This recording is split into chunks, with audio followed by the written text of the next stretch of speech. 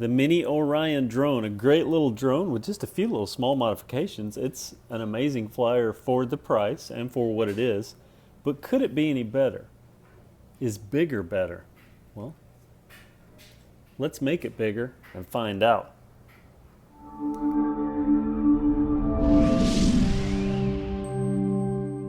Before we go into detail looking at the drone, let's look at the box. Just see what all it says. If anyone is interested in this larger Orion drone, many of the features are identical. This is the autopilot, return assist, easy mode. What separates this, other than just sheer size, is it has a one-axis gimbal. If you don't know what a gimbal is, that's the mount that the camera goes onto. And not only that, but it has a vibration-absorbing plate that the gimbal mounts to. All that should make for more stabilized video. Plus, the camera on this is supposed to be 12 megapixel, where it's 2 megapixel on the regular Orion, or the Mini Orion, excuse me. So just on the back, you can look over all this. I mean, it's all standard. Same 720p resolution. And if you are interested in maybe buying one of these, you'll probably need the item number. Where is it? There it is. Item number 33773. Okay, so that's the box. Inside the box, you obviously have the drone. Now it comes in pieces. You have to, or not in pieces, you have to put the landing gear on it. It does not come assembled. It comes with a controller that is very similar, nearly identical to the Mini Orion controller. It comes with a battery. We'll get to this battery in just a moment. It comes with a charger. Now, because this is a 2-cell LiPo battery, you need a balancing charger, so it comes with a balancing charger, so that's cool. It also, just like the Mini Orion, comes with some spare props. Little USB adapter, which looks a little more modified or newer than the one with the Mini Orion. You have some extra prop cones, which this has, the Mini Orion does not have, and some little plates here that cover if you take these guards off. You actually have plates that cover the holes. Now let's do some comparison. Okay, let's do some comparison. As you can see, I mean, it's just huge compared to the Mini Orion. It is massive. You know, I mentioned it would stack. Okay, so comparison-wise, looks are identical. I mean, all the features, pods are slightly bigger, it's got cones, things like that, but big differences are pretty basic. The one size comparison that I wanted to make, let me actually move this off to the side here. This is the prop for the regular Orion. We have our Mini Orion. Look at this. It is almost twice as long as a prop on the Mini Orion. And as a matter of fact, without the prop guards, the blade, one prop blade from the Elite Orion or regular Orion is actually longer by about 2 inches than the Mini Orion. That's how large this thing is compared to the Mini Orion. But comparison, couple of things. Number one, let's actually start out with the controllers. You don't get the LCD screen with this drone. However, there is a port on the bottom that says Wi-Fi, so I assume that they also sell this in a model configuration with the LCD screen. Just like on the Mini Orion, you can get it without or you can get it with it. Okay, so that aside, the controllers are identical. The only difference is some of the adjustments or some of the settings here. This would be the, I think, the vertical trim on the Mini Orion. On the Elite Orion, this controls your camera. And we'll get to that in a minute. It's kind of an iffy thing. Okay, your buttons, return assist is identical. This is light on the Mini Orion, whereas that is an emergency stop button on the Elite Orion. You have the autopilot labeled button, but it's labeled stop start here, but it is basically the autopilot with just slight variations in features. All the right buttons are exactly the same. Easy mode, photo, and video. And your 2 sticks, speed, and flip up top. So that's a controller. I mean, pretty much identical, minus the LCD screen. Okay, batteries. If you have a Mini Orion, you know 3.7 volt, 650 milliamp is the basic battery that comes with it. Or the Elite Orion, 7.5 0.4 volt, 1200 mAh. I mean, look how much larger. That is a significantly larger battery. As a matter of fact, let's compare it to the upgraded battery that I put on the Mini Orion, the 1000 mAh. I mean, it just dwarfs it. So huge battery pack. And that's important in just a minute when we look at some detail on this drone. But other than that, the only real differences in the two drones, aside from size, is, and like the prop cones, is the camera on the Elite or the Mini Orion. If you have it, you just kind of adjust it up and down manually, and what you set it at when you begin is the way it is. On the Elite or regular Orion, it's considerably larger. Matter of fact, let me see if I can get them side by side here. Look at that. That is considerably larger. 2 megapixel here, 12 megapixel here, both 720p. This has an electric adjustment, but what makes it good is this one-axis gimbal and this, you see that cushion absorbing mount there? That helps fight that vibration that plagues these Mini Orions, that wavy video. This helps fight it. Doesn't eliminate it. It's just ever so slightly there. Well, I'll show you some footage later and we'll get an idea there, but there's that. The only other difference, get my cables out of the way here, is on this battery door and the battery compartment. Battery door on the Mini Orion I've complained about before. You snap it in place and the only way to get it undone, it's easy to do, but you have to wedge a nail in there and pull it out. Then you've got your JST connector and a little clip inside that holds the battery.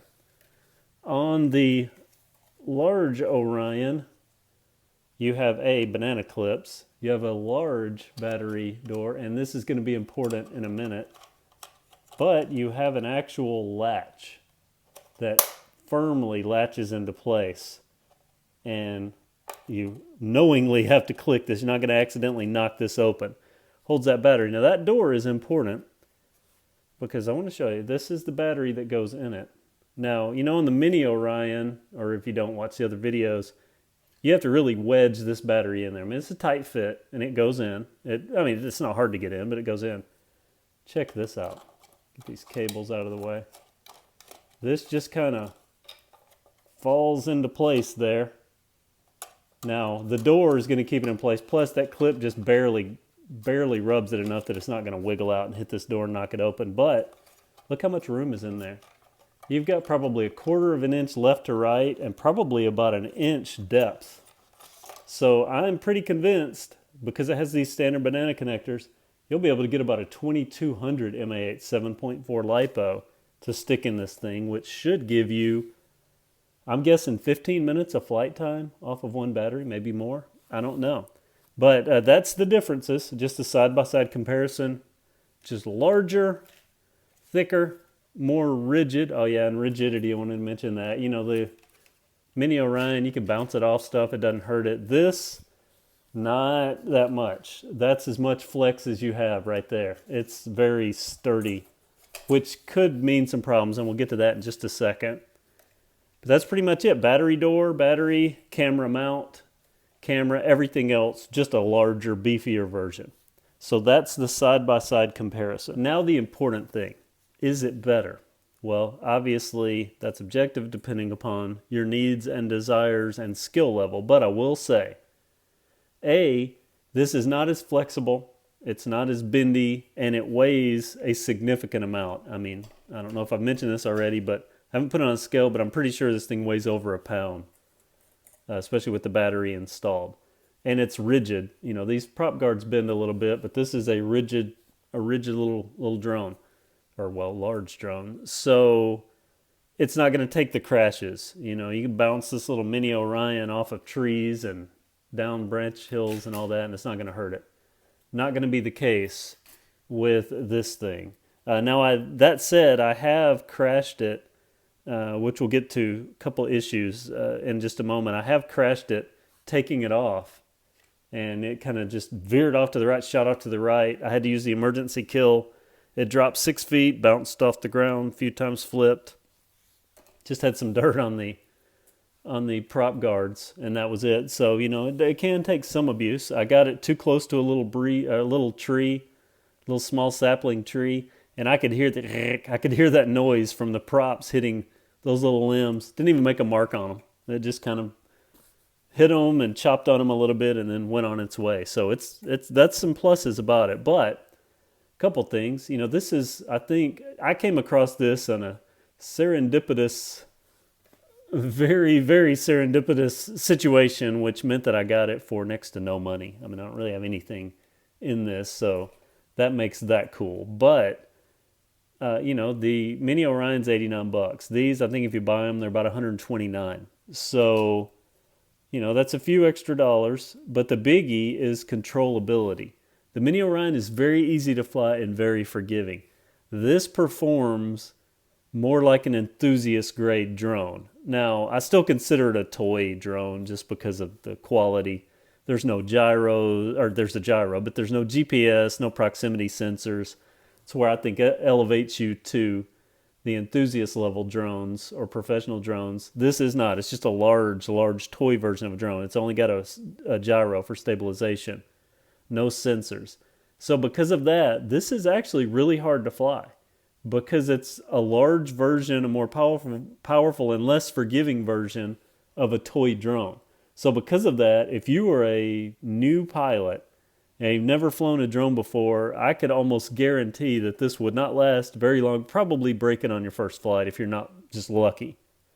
If you are an enthusiast, I don't think this is a good drone to buy even as a cheap drone, simply because it doesn't have some of the features of the enthusiast drones, but it's got all the stress. It's bigger. You've got to be very deliberate with your movements. You can do some damage with this thing if you crash it. Just an example. If I'm flying this full speed and it hits a car, somebody's car parked, my car, whatever, at best, I'm probably going to get a few scratches. Or at worst, I'm probably going to get a few scratches. If I were to fly this thing full throttle into the side of my car, it's definitely going to dent it. And if I hit a window, it would probably break the side window. So it's, so you got to be careful with that. Obviously, a person, that could be bad. So these big drones, you have to be careful with. Because of that, the stress of flying it, it's not that easy, happy-go-lucky drone experience. I wouldn't invest large amounts of money. I would save my money and get something like a DJI, like the Phantom 3, the older version. You can get those for, I think, about $300 or $400. So because of that, I would say it's not, for me, a good, I would prefer to fly the Mini Orion. It's just more fun. Now I'm going to hang on to this thing because I have no money really invested in it. Okay, now we're going to cover some shortcomings of this thing. The coolness is its largeness, and it does fly pretty well, but it does have some shortcomings. Some of them are critical. So let me cover those. As I had mentioned, this thing's considerably harder to fly than the Mini Orion, and one of the reasons is with the built-in gyro. I don't know if this is only on my model, but in the instructions, it tells, just like it does on the Mini Orion, that you need to turn the drone over, turn it on, set it down, and then turn your controller on and, do the down, up, down thing. And then you're ready to hit autopilot and go. Well, what I've experienced on this drone is if I do that, it's going to take off and immediately dart off to the right. And it's uncontrollable. You can't, no input does anything, and it's full throttle. It's full throttle straight off till it hits something. The only controller button that works is the emergency stop, thank goodness, and that saved me from any prop damage. Had that happen twice. Then I realized, I'm like, well, some of them you need to have them sitting. So I set it like this, I reach down under it, I find the switch, I turn it on, then I turn on my controller, do the thing, and then I can take off normally. Well, that's a huge deal when the instructions tell you to do one thing, but you need to do the exact opposite to have a safe flight, because nothing is more critical than takeoff and landing safely. Obviously, well, flying safely as well, but you got to get it off the ground to enjoy flying it. Well, when it darts in a direction, that's a huge deal. The second problem that I have with this is with this camera. We got this gimbal and we have a camera that has some camera control on the controller. Well, let me get this battery hooked up. I want to show you something. Let's see, red to red. Okay, I'm going to turn the drone on and we can cover the last two issues. Okay, so I got my lights, my pylon lights going. I'm going to turn the controller on. Okay, now I'm in control of the drone. Okay, so this is my camera adjustment button. I'm going to set this down here so you can see. I want you to watch this camera. You have to click and hold. Look how slow that goes. And when it gets to the uppermost positions, I don't know if you can hear that hum. The uppermost and the bottom position will do the exact same thing. They will hum like the motor is still running. So I would imagine would eventually burn out the little motor. So you can't have it all the way down or all the way level, or that motor is stuck. Number two, turn this off. Number two, okay, you're in flight. Let's say you're 150 feet in the air, trying to get some good video. You're working left, right, forward, back. Well, you have your climb and descend, but you also have what's that called? Yaw, kind of pitching the drone. And the problem is, you saw how slow that went. So let's say I'm 150 feet in the air. 150 feet, you're going to have some wind that you can't feel on the ground. So, you're going to have to be in precise control when you're up and away. Well, I can't just let go of this stick and click and hold on this, for 5 seconds while I lower the camera, an inch. That's a big, big deal. So that means to me, even though this is more megapixel and even though I can get some more stabilized pictures, and it does a pretty good job of that, it can still get just a little bit of wave, but not bad. This does a pretty good job. But I can't set it in air, so that means that I'm going to have to do just like the Mini Orion, and I'm going to have to get it at the angle that I want it at, take off at that angle, and land at that angle. I don't know, maybe somebody that has more, or someone that has more skill than myself can do that, but that seems to be a problem. Maybe it's something you can advertise and sell a few of these units, but practicality, it's not good. The final problem, it's not really a problem, but it's a quirk about this drone that I don't like. And that is, let's see, let me get the drone turned on. Again, I'm going to reach under. Okay. Okay, if you have the Mini Orion, you hit your autopilot button and the thing will climb. It'll climb up. You can hit your autopilot button and then go down and back up, and it'll hop up a little bit and hover there, and then you can just go on and be set at a height. To land it, you hit the autopilot, and it's going to come down until it's a couple inches off the ground, then it's going to shut off and land. This thing works totally different. I'm going to let you see. I'm going to hit the start button. Make sure I'm clear here. I am. Hit the start button. It's going to spin up. We're just going to sit here for a few seconds. And if you don't immediately take off, this thing will power itself back down, which is kind of cool, right? Well, the downside is that you hit this and you can hit it, go down and back up. Well, it doesn't take off like the Mini Orion does. So that's a totally different functionality, which I kind of liked about the Mini Orion, but makes this not so cool. Now, from the point that it's spinning, I go down and I go back up. I've got to give it some throttle to get it off. So that's one thing. Cut this off. The second thing about flight, well, see, and this is why it's so difficult to reach up under it there. Turn my controller off. The second thing about the actual flight and the autopilot, which is just called stop-start here, is let's say you're in the air. You're 10 feet off the air. If you do the same thing with the Mini Orion, you hit autopilot and it's going to lower down, lower down, lower down, and then just cut off a few inches above the ground. This thing, you're going to hit stop. If this thing's 10 feet in the air, it's going to stay at exactly the 10-foot height for about 5 seconds. Then it's going to slowly, and I mean ever so slowly, which makes for some cool video, I will admit. And it's going to land, and when it lands very delicately. So that's a very cool, that it lands very soft. The thing is, with the Mini Orion, you kind of just hit autopilot and you don't have to do anything. It'll come down, it might drift a little with the wind, whatever. This thing, you have to be in full control all the way down, because if you just hit it and let it do nothing, this thing, they have no sensors or GPS, so they're going to wander anyway. There's no telling where this thing would be, because it doesn't really slow down. So it would be all over the place. It'd be Crash City. But that's just a few of the things I don't like, a few of the shortcomings. So long story short, personally, I prefer the Mini Orion. I think this is a cool drone. It's very cool. It's very large and it flies really well. But as I've mentioned, there are many better alternatives if you're going to step up to a big drone. Don't waste your money going to something like this when you could save it, add some to it, and get something better. Or take a little bit down, get something smaller that's much more fun. And if you get good enough with, you can fly inside. So that's pretty much covers my opinions anyway on the Orion drone, the Elite Orion, this large one.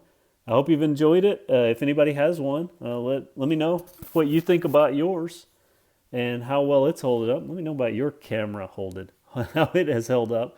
And let me know how slow your camera is and if you've experienced some of the other quirks that I've experienced with this. Thanks for watching, everyone. Have a great day.